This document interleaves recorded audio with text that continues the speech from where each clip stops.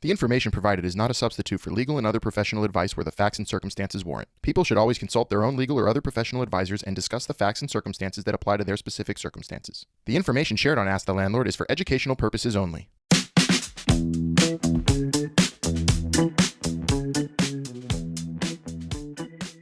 Hey everyone, welcome back to Ask the Landlord with your favorite landlord, Albert Dweck. I'm Melissa, one of Albert's producers and a former New York City renter. Together, we're going to be asking this landlord some questions. How's it going today, Albert? I'm good. How you doing, Melissa? I'm good. Today's question is a good one. What's the question? How do I break my lease early? That's a great question. I think the important thing, and that happens, I think one of the things you're asking about is like, look, life happens. I make commitments and sometimes, things happen and I have to get out of them for whatever reason. How do I do that?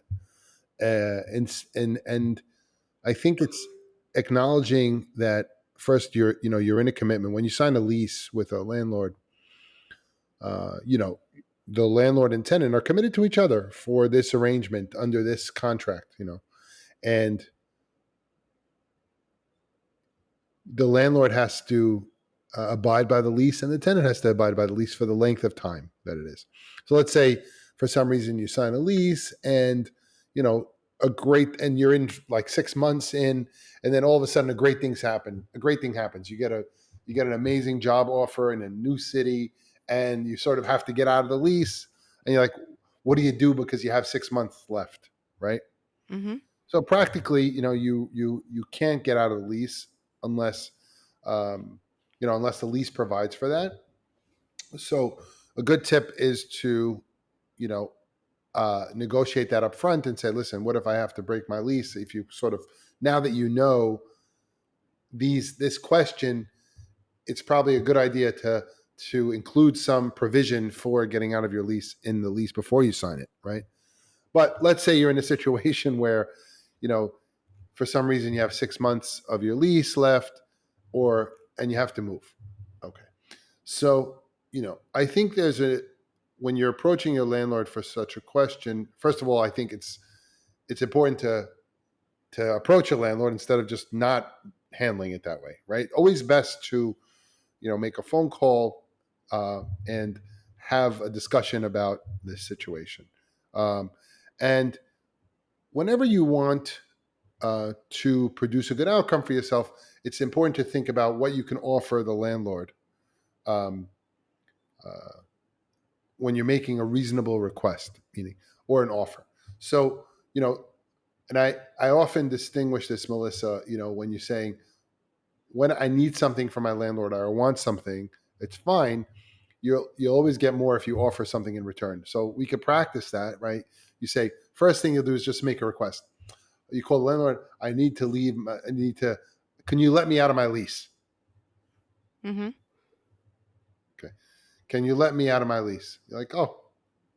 Why should I do that? Why should the landlord do that?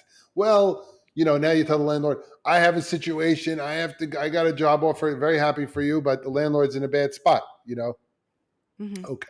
So now you got to think of what can you offer the tenants? What can you offer the landlord that will help him or her? Okay. So you say, listen, I would like to break my lease. Giving the landlord enough time is important. So I'd like to give you enough time, right, to think What's about enough that. time? Oh, the more time, the better. But 60, 90 days out would be good. Sometimes you don't know, hey, I'd like to break my lease. I'd like to give you as much notice as possible. What I can offer you is, my apartment is in good condition. I'll show it to you. I'll let you do that and I'll help you market it. Right. So while I'm here so that, we could find someone sooner if that's possible. Right. So how can I help you rent it out? So then the landlord in that case understands that it's not just a one-sided thing. It's like a two-sided. It's like, oh, I appreciate that you care about the landlord trying to rent it out, and you care about that you have an obligation, look, the landlord may in your if the he may or she may be in their right to say no, but if you make a reasonable request and you've been a good tenant, and the and you're going to cooperate with trying to help the landlord lease out the space so that there's very little downtime, that's a great offer to make. You see, that's much better than just saying, "Hey, can I get out of my lease?" So you come to the landlord and you say, "Listen, I have a situation. I need to get out of my lease, but I understand that that's not great for you. However, what I can offer is, look, my apartment's in great shape. I can have it be ready for you to show while I'm in this transitionary period, so that you could rent it out as soon as possible. So that'll help both of us. How Can you about that?" ever offer can you ever offer money to like a little bit of money to the landlord? Is that Absolutely. You can think of a lot of things. You can offer money. Um, Another thing you should be aware of is the market. Obviously, when you're doing that, I know that when you're as a tenant, you want to break your lease. You're really looking for the next thing, right? So you don't really necessarily care. But let's say, obviously, the time of year that you rented your apartment or whenever your lease was going to come up is important. Usually, as in New York, as an example, there are high seasons for renting and low seasons for renting, right? So usually, from October to March is a slow time, right? Right. So really, from April to September is like a high time to rent. So you know the landlord might have a much easier time renting your place out in a better season, and then it depends on when you want to break the lease, right? The hardest part is coming to a landlord in the winter, right? And you can also say, hey, can I get out of my lease if I pay you an extra month, you know, or keep the security deposit, or you could tell the land. So you can make a deal with your landlord, but again, it's a more of a like a it's not just can I leave early, right? It's, hey, here's my situation.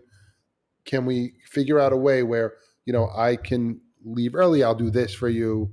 I'll do that. How about I do this? You know, um, oh, my apartment, I've been only paying 2,000 a month, and I can see that you can get 2,200 a month now. I'm sure if I leave my lease, you could probably get someone that pays more money than me. I could help you with that. So maybe it's good for both of us if I leave now. Um, you know, you see where you're acknowledging that there's another party to this transaction, and that it's while the landlord doesn't have to do that. um, you know if you come to an agreement where you're picking up the phone and having a conversation about how you can both help each other, that would be a good thing. Mhm. And how long is a normal lease in New York City? A year. 1 year. Yeah, typically. So for 1 year, these renters are signing a legal document, which most people, like when I moved to New York, I was 22, 23. When have I ever signed a legal document like that? So Yeah. they have to know like it's a year lease. And so that's where the offer comes in. And I think that's a really good point to make. Yeah, and it's a good Mhm. idea to and we have there's a little bit of I think an Instagram post on like what to look out for when signing a lease. Mhm. um, we can also do a little podcast on that too. But one of the things you want to see when you're signing your lease, like, what are my obligations? You should have someone else look at it for you, so that you know if you're not good at understanding those things, you would have it explained to you. Or if there's anything to negotiate there, you would want to have that negotiated. Special provisions, whatever. Do you think like a renter should have a lawyer or a legal person look at the lease? Is that important? Yeah, I mean, it depends on the usually the size of the deal, or but most often leases are pretty standard form. But it's a good idea to have someone else look at it that knows what these things are, and that they could explain what it looks like. Um, and you, as a tenant, really should read the lease, and really and if there's nothing you don't understand, or if there's a question you have, you should ask the question. Very often, again, these are standard forms. which don't get changed very often, but sometimes you can, say, like I had a friend that, I'm renting an apartment, and said, I have a dog, but it says no pets, so you would have to include that in the lease, like to have, that you have a pet. So there are situations where, as the renter, we can make changes that can get approved by the landlord in the lease. Is that Of correct? course, That's and you'll great. need to, like, even, Right. like you might be, and because these are standard forms, very often you might have made a deal with the landlord about something, and it needs to get handled in writing, right? You might have said, I have a dog, I have a thing, I want to get a dog. What's the, it's got to be in there, or you got to add it. So. Mm-hmm. No, that's a good point. We'll talk about pets and apartments in another episode for sure. Sure. All right. Thank you so much, Albert. That really explains it. All about leasing, New York City, and thank you. Thank you. You're welcome. For more episodes, please subscribe to Ask the Landlord on your favorite podcast platform. We'd appreciate it if you left a review on Apple Podcasts. If you'd like to watch the show, check out our Ask the Landlord YouTube channel. If you have a question for Albert, feel free to contact him on Instagram at Ask the Landlord, and check out his TikTok at Ask the Landlord. Bridging the gap between landlords and tenants, this has been Ask the Landlord. Thanks for listening.